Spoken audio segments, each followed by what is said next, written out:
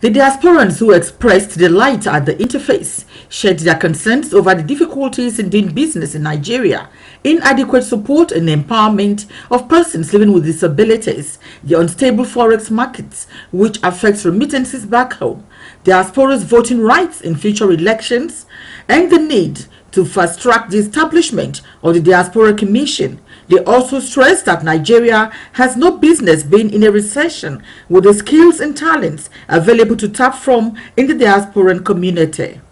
Knowledge which is transferred, our universities can be transformed so that we become the education hub of the whole of Africa.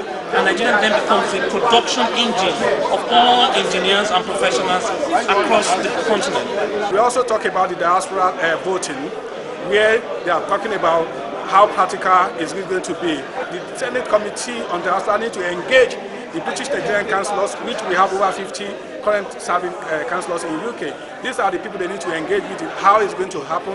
We can give them opportunity.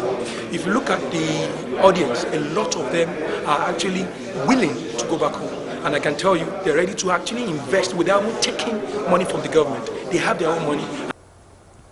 Chairperson of the Senate Committee on Diaspora and Non-Governmental Organizations, Senator Rose Oko, says the meeting is not just a talk shop, but aimed at developing a functional legislative framework towards integrating diasporans into the National Development Plan, as well as monitoring a broad spectrum of challenges that confront members of the diaspora in their host communities for prompt response and action.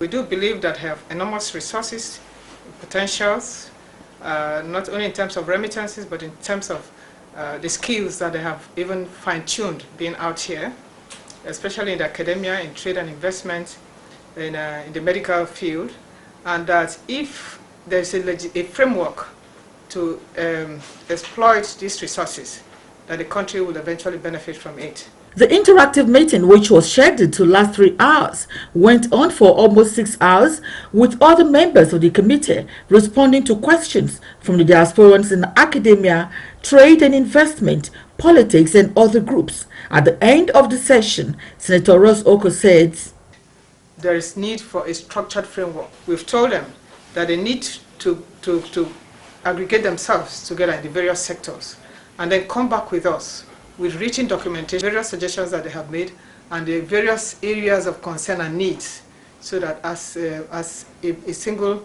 but as a document, we can present that to the Senate as a report when we get back and take it from there. And to also add that we are interfacing with the Office of the SSA to the President on Diaspora. The committee is next expected to meet with Nigerian medical practitioners who make up a huge percentage of the